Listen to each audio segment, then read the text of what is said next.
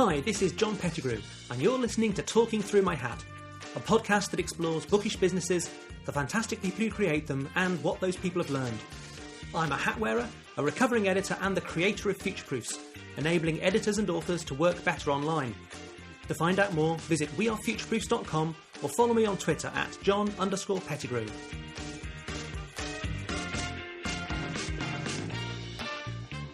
Welcome to Talking Through My Hat. Today I'm talking to Alison Jones, a self-described veteran of the publishing industry. She's worked for companies like Chambers, Oxford University Press and Palgrave, Macmillan, before 4 years ago founding Practical Inspiration Publishing to help business people publish books that support their businesses. Not only that, for the past 2 years she's been running the Extraordinary Business Book Club podcast, exploring how successful business book writers get their books written.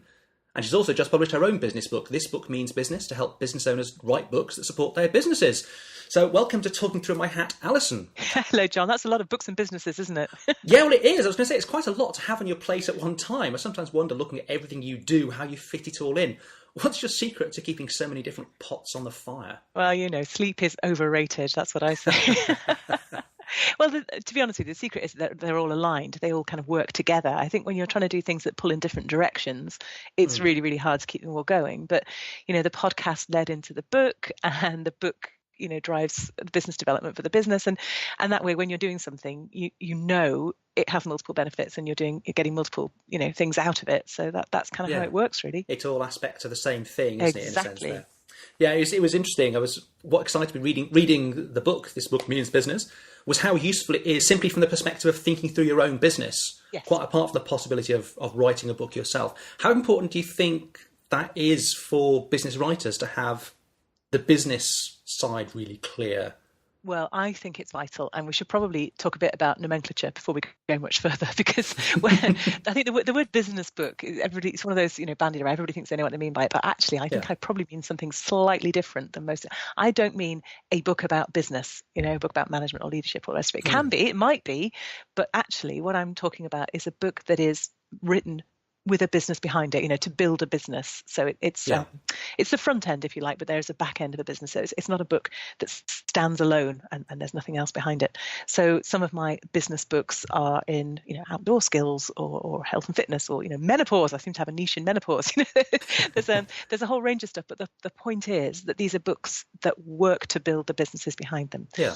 And if that's your premise, then getting really clear on the business behind it is really important before you start, because otherwise you're going to spend all that time and energy writing a book, and it's actually not going to take your business in the direction you want. It's not going to reach the people that you want to reach, and it's not going to position you, you know, as an expert in the field in which you want to focus your time and your energy. Yeah. So is that the attitude you bring to everything you do, to things like the podcast and your own books and the business itself? I try to. I probably don't get a 100% hit rate, but I do try, yes. You have to walk the talk.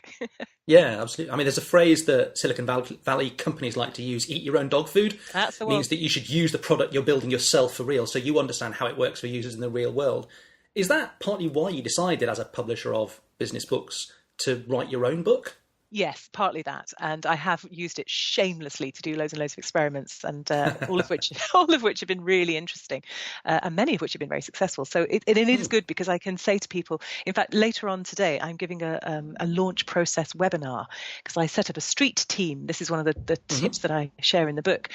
I had sort of 85 people who were shouting about the book on social media, and who all kind of coordinated to buy it together on launch day. You know, all the good stuff that you can get when you kind of build that kind of goodwill. And one of the reasons that they signed up, and it's so meta, this, it kind of drives you a bit bonkers, but they signed up so that one of the things that I would give them was a webinar on my launch process, and just talk them through exactly how I sort of set it all up.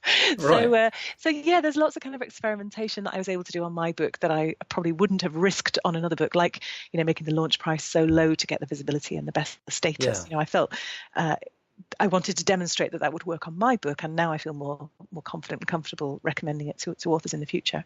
The other reason was a credibility piece, because when you're telling people how important it is that they have a book to build their business, and they go, "So where's your book?" You know, there's only so long you can go, "Well, you know, I'm watching the space." Yes, I'm writing it.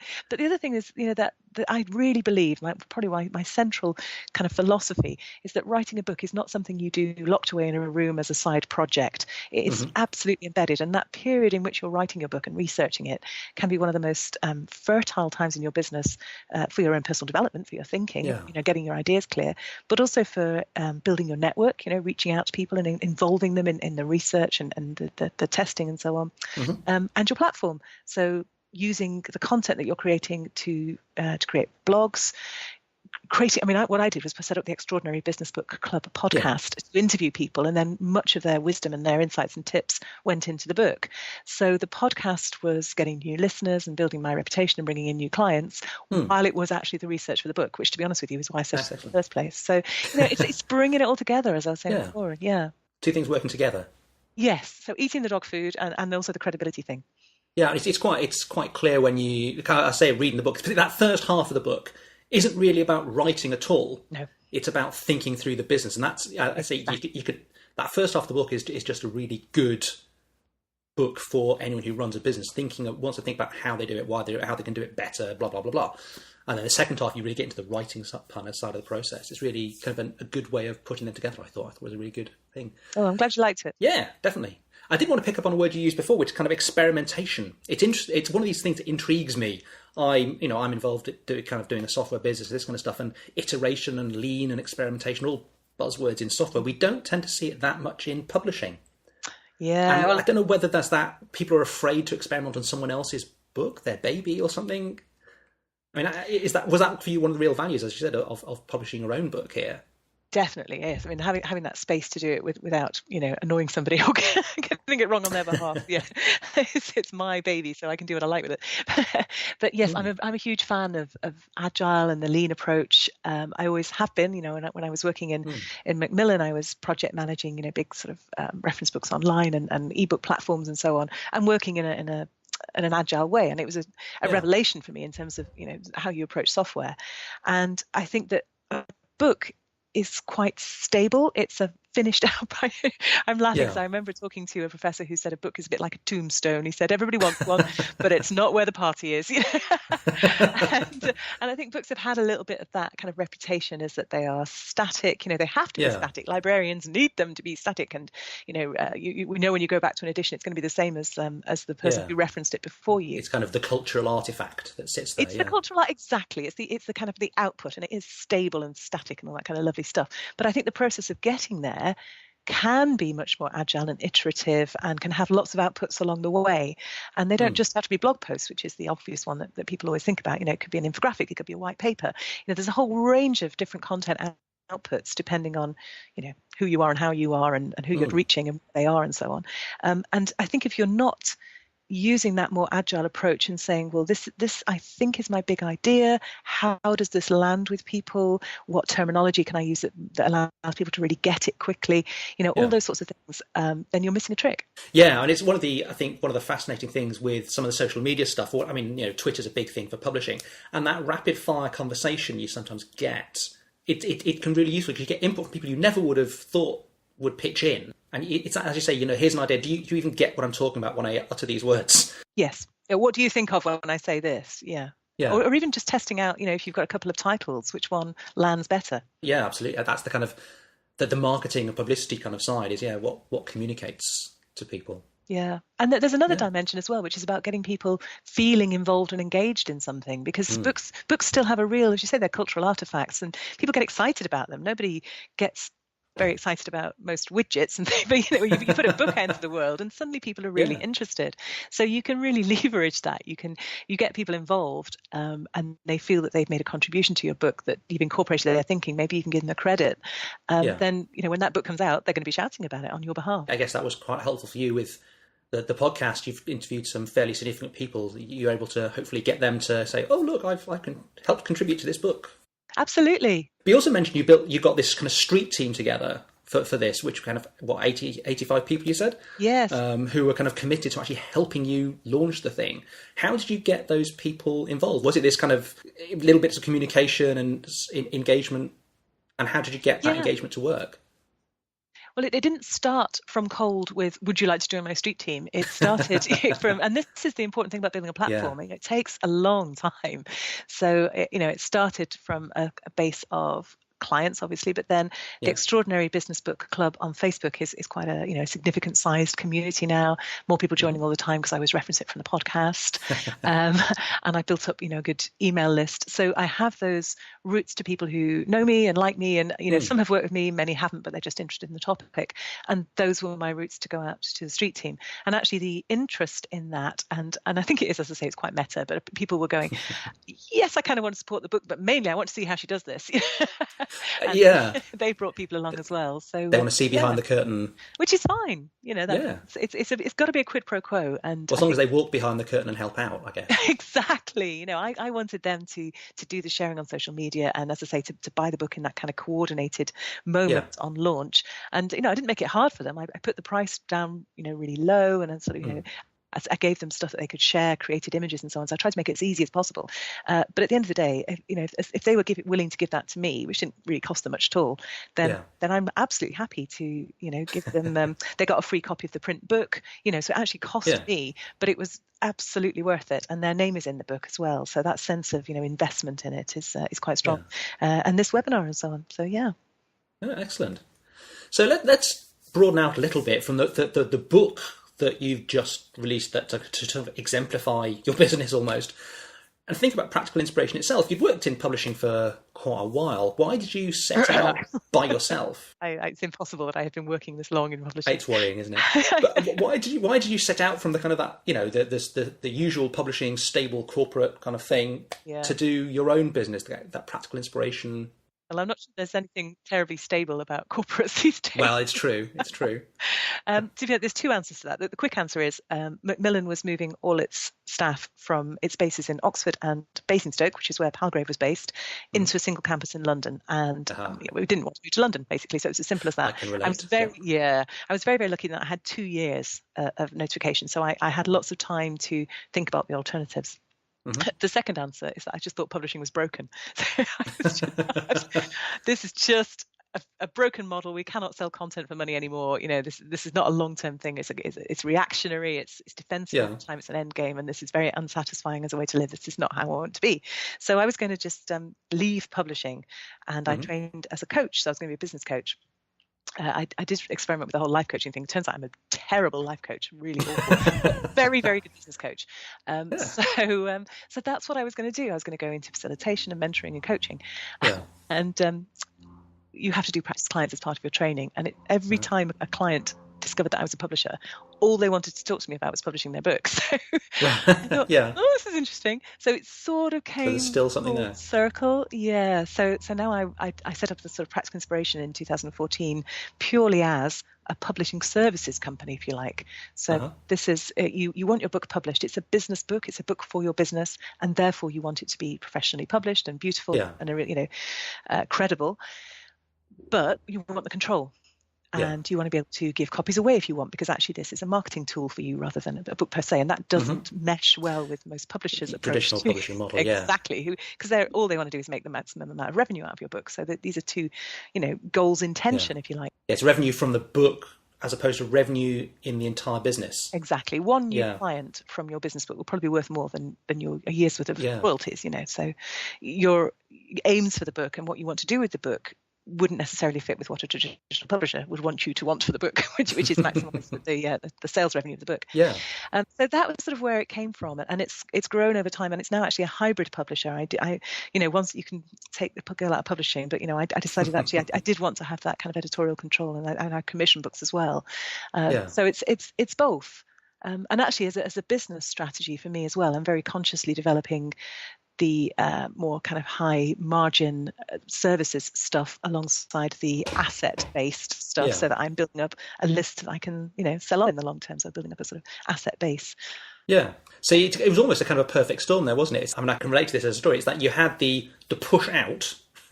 Your base was your company was moving, so you had to do something else, and then there's this other thing, and then they kind of merged together in a way you didn't expect, by the sound of it. Yes, exactly. And I think I'm very, very grateful for that push, because I loved my job. I'd probably still been there now, but actually I've discovered something much more satisfying and I think much more interesting. Yeah. So how do you go about learning how to run a business? You know, as I say, you work for a big company, you're suddenly out by yourself doing something that no one really has done before. You're making up as you go along. I mean, I'm guessing from the nature of your podcast, you read quite a lot of books. Yes, I do. Well spotted. Yes, you have to. That's a bit the dog food stuff again. Yeah, you've got to read the books.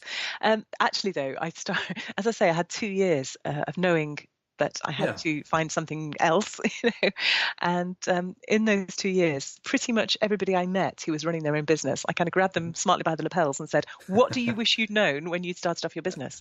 Which is a really smart strategy. And I kept a private blog where, thoughts that occurred to me and sort of, tips from people I put in there. Yeah. So I did a lot of picking people's brains, which was really good.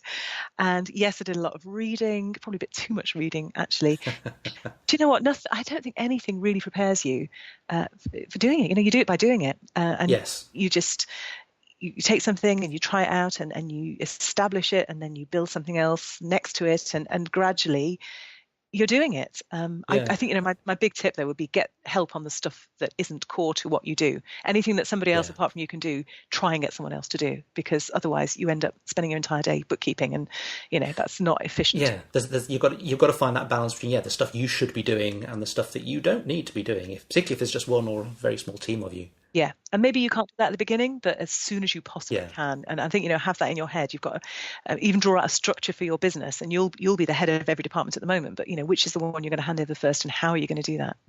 Yeah, that makes sense. It does strike me when having read sort of a lot of business advice, it's a little bit like parenting books that you get. If you read enough books, you'll have advice that will tell you to do anything and everything, and you've got to actually you pick some choices to justify what you would do anyway. And you can always justify it by referring to somebody somewhere, even if it's contradictory. Do you know what? That is such a good analogy, because I think just like having kids, you can prepare all you like, but then you have them and everything changes. Yeah. You can never have imagined what it's actually like. And it's always massively harder than you ever thought it was going to be, but it's also massively much more fun and rewarding. And then you turn around sort of, 10 years on and think, oh, I'm doing it. Yeah. And the difference between theory and practice is really, it's what it's all about, actually. Theory is fine, but it's what happens that matters, isn't it? Yes, absolutely. And it's good to have the theory. And I think it's good also to have the skill of extrapolating theory from experience. I think, being a reflective practitioner, that sort of thing. But it's taking it back. Yeah, you'd never, ever read the books and go, right, I'm ready to do business and I know exactly what I'm doing, because you're going to be very disappointed. Going with a healthy dose of humility, and curiosity. Definitely. So you mentioned building an asset base of the business, building for the future and this kind of stuff. Do you think about the next 5 years and how you're going to get from where you are to where you want to be 5 years from now? What do you think about to ensure the business is still around in 5 years, or indeed 50 years? Yeah, I doubt I'm going to be around in 50 years, but I do want the business to be. And it's a really good point. No, I do absolutely think about that. And it's funny, I have a kind of, this sounds really anal, but I have kind of cycle of review. So I've got kind of, weekly, what's the priority for this, this stuff that needs to get done. I have a monthly review, but the core of my business is a 90-day plan. So I've got a kind of quarterly for each year. At the beginning of each year, I set a year's shape. This quarter's the focus, this quarter's this, and I have goals for each one. And each quarter I'm kind of reviewing that. But also each year I'm kind of checking, is this the right thing in the big context? As you say, where do you go? Yeah. And I always start my authors off actually with looking at the 20-year vision. But the point is, in 20 years, pick a big number. The point is, it frees you up. If I'm looking at my quarterly goals, my annual goals, they're all quite constrained by what I know I can deliver and what I know is going on, and sort of moving things on incrementally. But if you take that big picture, it sort of makes you think, well, do you know what? You could do anything in 20 years. So if you could do anything, what would you do? And that's quite freeing, and it forces you to look at it with sort of fresh eyes. So I think it's a really good question. So in terms of what I actually do to make that, to future-proof the business, it's about getting the right people in, and that's been a real priority for me. I've now got a great team of freelancers and partners who I work with. I have to say, in the early days of the business, it was that crushing sense of kind of responsibility. If I go under a bus tomorrow, what happens to all these people and their books and so on? So getting all that stuff in place, the critical illness cover and the professional insurance and the backup plans and plans people and for what happens. Exactly, disaster recovery. Insurance can only take you a very small way, can't it? Yeah, but you just need to have that kind of You infrastructure in need it, place. but Yeah. you need the plans for. Yeah, it's all very well. Okay, there's a check going to arrive, but there's got to be a Yes, guide who for else someone to can pay follow it for in? how you get there. Exactly. And that's a great point, is that the processes, and starting off with that kind of view that, yes, you're doing everything at the moment, but ultimately you won't be, forces you to think about the processes, because at some point you have to hand this over. So if you Yes. start documenting what you're doing and just make that a habit all the way through. I am not brilliant at this, but I'm not bad at it. Yeah, at least you've got some. I know. I'm just imagining my team listening to this going, well, yes, but.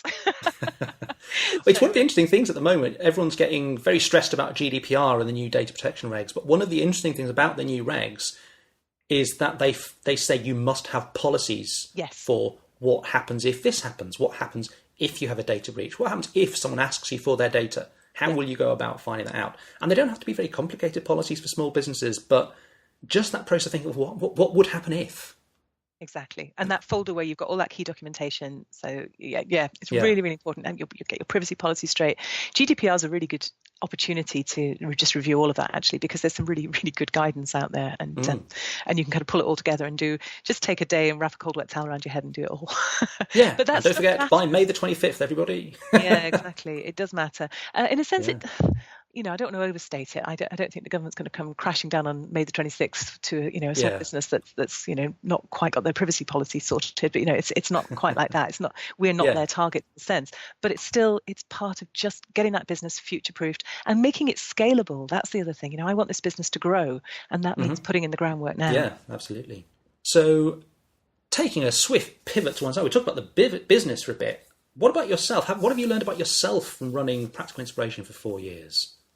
That's such a great question. I think I've become more convinced of my own efficacy, which is a lovely sensation. So just knowing that you can create something out of nothing. When I look back on it, when you sort of have those rare moments when you step back and take your nose away from what it is you're actually doing every day and look at it and you think, my goodness, I built this, and that's quite a great feeling. So I feel I'm more creative, more efficacious. Is that too pompous a word? More resilient than I'd realised. I kind of wish I'd realised this 10 years earlier, really. I really envy those kind of young entrepreneurs just going out and doing it.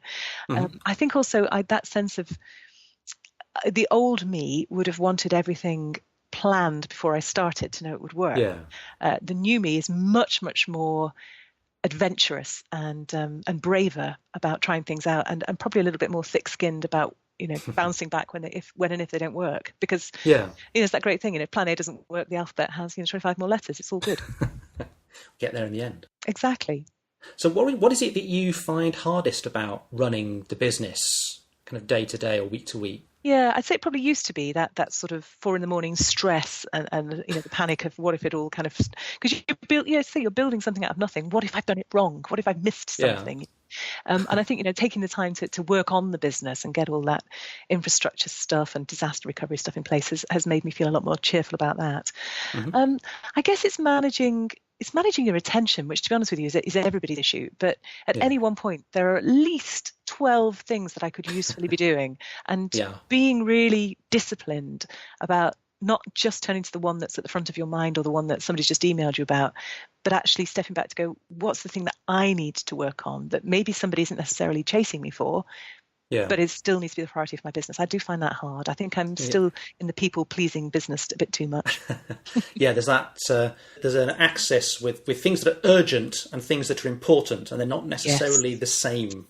No, they're really not. And for a long time, the book was that for me as well. This was an important thing, but because I was the publisher as well as the author, nobody was yelling at me for it. So, it wasn't getting done. So that was a real lesson in just getting away. Actually, that's the only way I did it. I actually took myself off for 2 weekends. As my husband, sorry, darling, I'm leaving you briefly, and didn't allow myself to do anything but the book. When I've got important stuff that I'm not getting to, that's mine now. I know, even if it doesn't have to be, it was an Airbnb in the middle of a forest, but it doesn't have to be that. It can just be the library. Just lock yourself away somewhere. Exactly. But when I'm at my desk, I'm thinking of clients and I'm dealing with emails and stuff. If I get myself off even to a coffee shop or to the library, just away from the desk that I associate with the environment with the day-to-day work. Yeah. So what is it then that keeps you coming back every day to the business, to the stuff you don't like as well as the stuff you do? Oh, it's so much fun. I absolutely love it. Even the stress, because it's my stress and I chose it, and I choose what happens to it.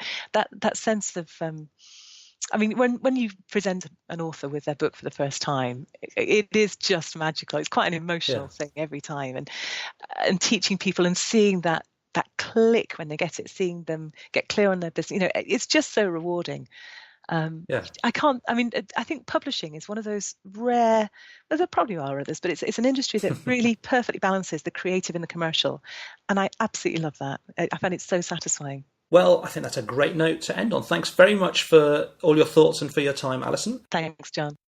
So I want to thank Alison again for that excellent conversation. It's rare to get the chance to speak to somebody with such passion for what they do. It just comes through in everything she says. I think it's fascinating to talk about this issue of careers and how we don't necessarily end up in the place that we thought we would. We make some decisions and we go in one direction, and then life happens and you discover new and exciting things you never would have thought about. And it can develop into something that becomes a real passion for you. And of course, how that fits together with careful planning to make sure business is going in a direction rather than just happening to you. I really like the way that Alison sets herself annual goals, quarterly goals, to make sure that she knows where she's going, she has a plan to get there. And I think that's really important for all of us, to make sure that, we have that direction in our professional life. If you want to learn more about how to inculcate some of that passion yourself, how to spend a bit more time on your business, on what you do, I heartily recommend picking up a copy of This Book Means Business. We'll put a link in the description below. And beyond that, if you'd like to find out more of the kinds of things that we discuss here, we've got a new mailing list which you can subscribe to from myhat.wearefutureproofs.com, or you can follow me on Twitter, of course, at John_Pettigrew. And beyond that, I hope you'll come back next week when I'm talking to Ken Jones from Circular Software. See you then.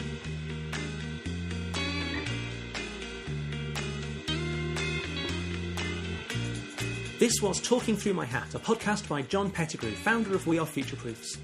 Please let me know your thoughts by leaving a review at Apple Podcasts or by commenting on the website, myhat.wearefutureproofs.com. You can subscribe to this channel at Apple Podcasts, Spotify, or wherever you get your podcasts. Our theme music is from hooksounds.com.